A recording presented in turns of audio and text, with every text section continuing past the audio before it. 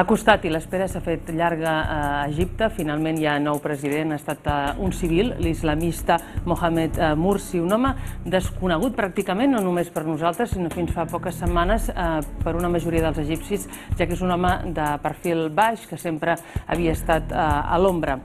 Ho analitzem avui amb Lourdes Vidal, és responsable de món àrab i mediterrani de l'Institut Europeu de la Mediterrània, experta en la zona del Magreb. Gràcies i benvinguda, Lourdes, una vegada més.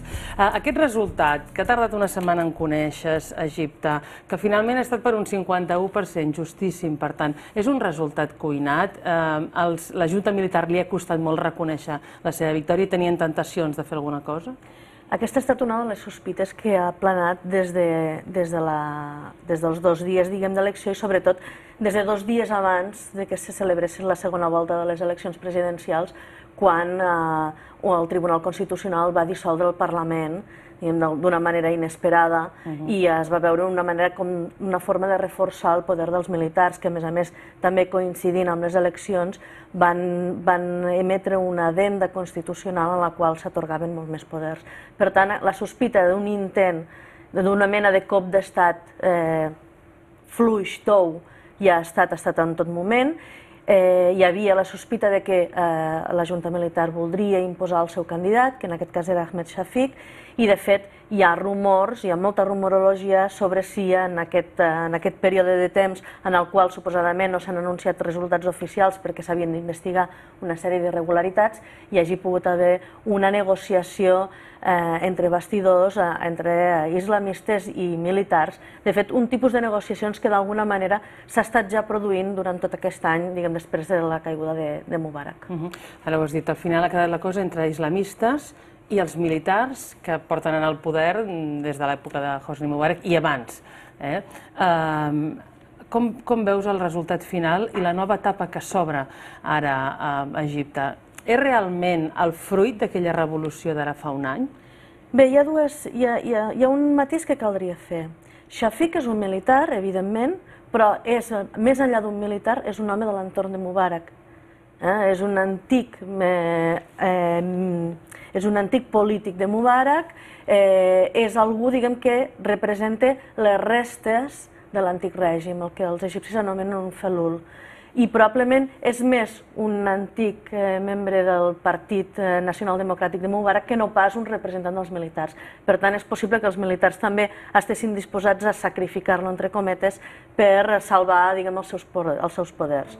Si aquest resultat respon a les expectatives d'aquells revolucionaris que l'11 de febrer van fer caure Hosni Mubarak, probablement de la gran majoria d'aquells revolucionaris el resultat no és el que ells voldrien. De fet, s'ha de relativitzar la victòria de Morsi. Si bé tant Morsi com Shafik són els dos últims candidats, però a la primera ronda cadascun dels dos candidats va obtenir un 24% aproximadament dels vots. Per tant, no era una gran majoria. Relativitzant pel nombre de votants d'aquella primera ronda de les presidencials, el nombre de persones que podien votar i el nombre de vots que van obtenir cadascú, era una part ínfima del recolzament que tenien dels egipcis. Clar, van ser els que van obtenir més vots, per tant van passar a la segona ronda. Cal relativitzar també aquests resultats. De fet, dels 50 milions aproximadament d'egipcis que podien votar, només n'hi ha hagut uns 13 milions que han votat a Morsi. És a dir, en total, relativitzant, és un 26%. És aquest home al qual veiem. Qui és aquest Morsi? Morsi és una veu conservadora dins del partit, és un home del moviment de germans musulmans, la Vella Guàrdia, és un home nascut al delta del Nil, format als Estats Units, és enginyer de formació, els seus fills van néixer a Califòrnia del Sud, és un home que s'ha format, després va tornar a Egipte, sempre ha militat dintre del moviment de germans musulmans, sempre ha estat a la base, és una veu conservadora. El que sí que diuen és que és un home adaptable, que és un home que sempre ha assumit tasques de negociació, ha estat dels que han negociat amb la jove guàrdia dels germans musulmans que han estat els dissidents de la Vella Guàrdia, els que s'han oposat als preceptes més dogmàtics, a la ideologia més dogmàtica, probablement més rigorista de germans musulmans, el que han els que han estat els joves de Germans Musulmans, són els que han estat més a prop dels revolucionaris que coneixem, diguem, joves, que van protagonitzar les revoltes a la plaça Tahrir. Ell ha estat un dels negociadors, no deixa de ser una veu conservadora, però diuen que dins d'aquesta la conservadora és dels més adaptables. Això sí, és el candidat de recanvi, és el segon plat de Germans Musulmans. Per què? Què ha passat aquí? El primer candidat, els Germans Musulmans no havia de presentar president. De fet, això era una mena com d'acord pactat amb els militars de que Germans Musulmans no presentaria candidat a les presidencials i se suposava que d'alguna manera buscarien un candidat de consens entre els dos bàndols. Al final van decidir presentar candidat i van presentar Khairat al-Shater, que és una figura prominent, un home molt poderós, molt ric i molt influent dintre del moviment de Germans Musulmans, però aquest va ser desestimat per la Junta Electoral perquè no responia, diguem, als criteris que havien establert per als candidats. Va ser alliberat de la presó, havia estat empresonat i va ser alliberat de la presó just després de la caiguda de Mubarak. No responia, diguem, als criteris. Per tant, va ser desestimat juntament amb altres candidats importants que també van ser desqualificats de la cursa electoral, com va ser, per exemple, també va passar amb Abu Ismail, que era el candidat dels salafistes, o Omar Suleiman, el candidat, diguem, del Partit Nacional Democràtic de Mubarak. Aleshores, Mursi arriba a la competició per les presidencials com el segon plat. És el candidat de recanvi. De fet, als mítings, molts dels seus detractors arribaven allà amb una roda de recanvi, per recordar-li que era la peça, diguem, el segon plat dintre de l'oferta de Germans Musulmans. Aquest perfil baix, aquest fet de ser una mica el segon don del moviment, va fer pensar en algun moment, aquest caràcter conservador, aquesta poca visibilitat, va fer pensar que en algun moment que potser Germans Musulmans no tindria els resultats que després van acabar, evidentment, obtenint. Perquè el suport és fort de la població i ahir veiem la plaça Tahrir com estava, no? L'alegria que hi havia realment. És que, clar, Germans Musulmans és l'organització més ben estructurada, més organitzada, a banda del Partit Nacional Democràtic, de l'expartit de Mubarak, és el moviment, l'organització de base més estructurada, més organitzada, amb més base social. No hi ha cap partit polític que hagi tingut ni tan sols el temps de construir una base social, un electorat, un suport social tan gran com el que han tingut Germans Musulmans, que durant tots aquests anys de semiclandestinitat, semirepressió, semiparticipació política, perquè no és veritat que no hagin participat mai. Germans Musulmans, d'alguna manera, a través de llistes independents o d'altres partits, ja han estat d'alguna manera al Parlament, però amb xifres molt controlades. Perquè Germans Musulmans havia estat prohibit durant tota l'època de Mubarak. Ha estat sempre il·legal. Ja des d'abans de Mubarak ja ha tingut una relació molt conflictiva, la va tenir amb Nasser, la va tenir amb Sadat i la va tenir amb Mubarak. L'únic que han tingut èpoques de més repressió i èpoques de més permissivitat. Per tant, són una gran incògnita, no? Una vegada posats al poder, què pot passar? I avui hi ha temors. A veure, molt bé, hem tret un dictador, però a veure si ara ens posem uns islamistes que aquí el que fan és voler imposar la xaria, la llei islàmica, i per exemple, regalar a la dona un paper secundari, etcètera, no? Clar, aquí hi ha diverses lectures. D'una banda, els seculars, anomenats així seculars egipcis, tenen molta por, també les minories religioses com els cristians coptes tenen molta por del que pugui passar, del que pugui implicar l'ascens del poder de Germans Musulmans per al país, en qüestió de morals, en qüestió de lleis, però la realitat és que, d'una banda, a més, aquests últims mesos, Germans Musulmans ha estat afluixant molt el to, diguem, d'aquest tipus de reivindicacions més dogmàtiques en els seus discursos i sempre, diguem, ha dit Morsi que ell volia ser el president de tots els egipcis, etc. El que sí que està clar és que ni tindrà tant marge de maniobra com per poder imposar res en cas que volgués imposar-ho. Després caldria veure si té suport, perquè sí que és veritat que té una gran base social, però la gran majoria d'egipcis no volen una aplicació literal de la llei divina. La gran majoria d'egipcis no qüestionen referents religiosos dins de la Constitució. Això les enquestes i els sondejos d'opinió ho han deixat bastant clar. Sí que és veritat que no hi ha una discussió sobre que l'islam pot ser un referent a la Constitució, etc., però que d'aquí a que pretenguin una imposició de la xaria d'una manera literal o rigorista, això és una minoria del poble egipci. Per tant, sembla bastant difícil de pensar que això ho puguin imposar. No obstant, sí que és veritat que una quota de poder molt important, això podria influir en l'evolució social, una mica amb el rostre social o de llibertats del poble egipci. I això és el que ha fet votar en molts casos a molts demòcrates, a molts revolucionaris, que han acabat votant Shafik, és a dir, han acabat votant l'opció de la continuïtat, però alhora també de la continuïtat de l'antic règim, per por a una possible victòria islamista. És a dir, dins de l'elecció impossible que ells ho anomenaven així, l'elecció entre Morsi i entre Shafik, han optat molts per Shafik per por als islamistes. I altres han optat per Morsi, tot i no ser el seu candidat, tot i no reflectir els seus valors o el tipus, de país que volen construir. Se'ns fa difícil saber si aquesta gent complia la plaça de Tahrir ahir. Era la gent que la va omplir el mes de febrer de l'any 2011. No, és un tipus de manifestant diferent, possiblement. No vol dir que no hi hagués aquí gent que també hi fos en el seu moment per l'enderrocar de Mubarak i que hi hagi alguns punts coincidents, però sí que és veritat que ahir probablement molts dels que en el seu moment van ser a Tahrir ahir estaven asseguts a casa seva, al sofà, mirant-s'ho, mirant-se l'espectacle de la plaça Tahrir.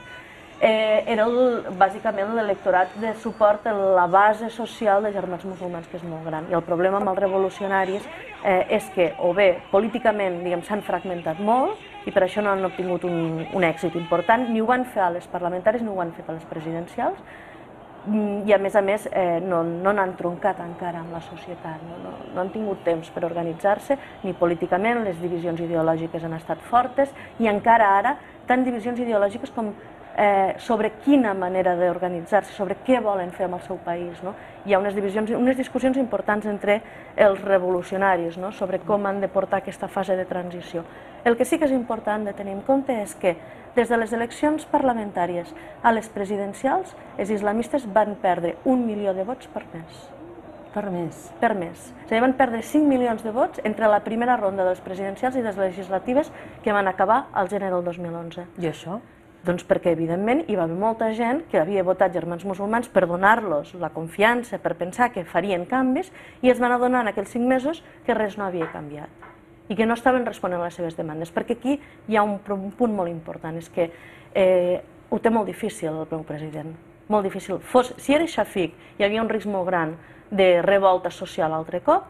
Sent Morsi hi ha un punt d'estabilitat, perquè mal pesi és un candidat d'alguna manera del canvi, però ho té molt difícil. Ni té un mandat clar, no té un Parlament, està sotmès a totes les esmenes constitucionals i declaracions constitucionals que ha anat traient l'exèrcit i que li limita els poders i li limita les capacitats, i a més es troba en un país amb unes dificultats socioeconòmiques tremendes. És un país sotmès a vagues contínues de treballadors, amb un risc d'una pujada de preus imminent molt important, perquè s'ha estat gestionant un pressupost d'una manera arriscada i probablement implicarà restriccions, reduccions amb les subvencions als carburants, per exemple, i retallades ja amb una situació social i econòmica molt delicada. I els egipcis el que volen és canvis a la seva vida quotidiana. Hi ha unes demandes i unes expectatives de la població que no han estat complertes. I d'aquí que hi hagi una certa decepció envers els germans musulmans des de les parlamentàries a les presidencials, i el risc de decepció a partir d'ara és molt gran. Clar, perquè el Consell Militar Suprem continuarà portant les regnes del país, malgrat que ja hi ha un nou president, sembla que sí. De fet, van dissoldre el Parlament la setmana passada. Van dissoldre el Parlament, no hi ha Parlament, s'han de convocar unes noves eleccions, s'ha de redactar una Constitució, que és el més important, perquè queda una Constitució per redactar, i ara, en principi, el president ha de formar govern, diu que vol formar un govern plural, amb figures externes, s'ha tornat a sortir a la llum a esmentar el nom de Mohamed al-Baradei com un possible membre d'aquest nou govern, veurem si accepta o no, perquè serà una tasca una mica galdosa la que haurà de fer, aquest nou govern amb poques competències, amb poques capacitats, amb una situació molt difícil i amb poques possibilitats d'exercir canvis de veritat. I caldrà veure com segueix aquest full de ruta de la transició. quan se celebren eleccions parlamentàries, com es nomena i qui nomena l'Assemblea Constituent i quin tipus de Constitució s'escriu. A partir d'aquí, possiblement, en el termini d'un any hi torni a haver eleccions, no només aquestes legislatives que s'han de fer per escollir un nou Parlament, sinó també presidencials. Per què? Un cop hi hagi un nou Parlament, hi hagi una nova Constitució, s'haurà de votar un nou president, diguem, en el nou marc estatal que s'hagi construït. Per tant, serà un president per poc temps, aquest? Previsiblement sí, a no ser que les coses canvien, perquè el que sí que ens ha demostrat Egipte és que fer previsions no és massa bona opció, veient que el més inesperat pot acabar succeint, sobretot quan el poder és en mans d'un estament que sempre ha estat a l'ombra del poder egipci, perquè no oblidem, l'exèrcit és a l'origen de la independència del país amb el cop dels oficials lliures, i després, diguem, és l'origen del poder durant tota l'època, diguem, de l'Egipte modern, des de la independència fins avui. De fet, Morsi és el primer president civil, és el primer president de la història moderna d'Egipte no militar. Clar, si Egipte és impredictible, mirem una mica a l'entorn, en països en què ha pujat al poder un partit islamista, s'ha produït una veritable democratització o no? Com ha anat? Bé, a veure, hi ha casos i casos, perquè les antigues experiències, entre cometes, islamistes que hi havia a la regió no eren gens bones ni gens modèliques. Teníem Iran com a experiència i, evidentment, va implicar l'establiment d'una teocràcia. Hi havia Sudan com una altra experiència, també, diguem, gens democràtica i molt conflictiva, amb una relació molt conflictiva, a més, entre islamistes i militars. Molta gent està recordant el cas sudanès, que per cert aquests darrers dies hi ha hagut protestes al Sudan, i ha estat recordant el cas sudanès, amb aquesta relació conflictiva entre islamistes i militars, però de fet, diguem, i ja podríem anar a buscar casos més llunyans. En casos més recents hi ha el model turc, on hi ha un exèrcit que estava a l'ombra del poder, que progressivament ha anat cedint parcel·les d'aquest poder que ha anat quedant en mans del govern, des de fa uns quants anys ja un govern de caire islamista, però en un marc estatal laic. Això és un fet diferencial important respecte als països àrabs, on els marcs estatals probablement no seran laics, sinó que tindran un referencial religiós. Això pot implicar, diguem, algunes variables a l'hora de jugar aquesta cohabitació. En el cas de Tunísia, veiem que els islamistes han compartit el poder amb unes altres dues formacions no islamistes, i l'experiment és complex, és complicat, i el camí cap a la democràcia és difícil, i hi ha un debat social important, sobretot per l'atenció que exerceixen tant les restes de l'antic règim, que continuen exercint certa pressió, sent un factor d'inestabilitat al carrer, i també les forces extremistes que s'estan oposant a una gran massa de tradició laica. Acabem. L'altre entorn, encara més llunyà, el món, els poders fàctics del món. Israel, els Estats Units, s'ho miren amb cautela. Feliciten, però hi ha una por. Evidentment, Israel té molta por. El discurs dels moviments islamistes no li ha estat mai favorable, ni ha estat mai, diguem, amic d'Israel. El que sí s'ha de tenir en compte és que una de les primeres declaracions que ha fet Morsi com a president és dir que honorarà els tractats internacionals del país, per tant, no té intenció de trencar relacions amb Israel. I caldrà veure, la meva hipòtesi és que si es trenquen relacions amb Israel, si per Israel va pitjor, vol dir que pels laics del propi país la situació també va pitjor. És a dir, vol dir que islamistes tenen molt més poder, que exerceixen un poder dogmàtic i que, per tant, hi ha una involució social important. I això és un marc possible? És un marc possible, però des del meu punt de vista no crec que sigui un marc probable. Molt bé. Queda clar. Moltíssimes gràcies, Lourdes Vidal, per haver-nos explicat amb tants detalls i d'una manera tan pedagògica. Fins una altra. Adéu-siau.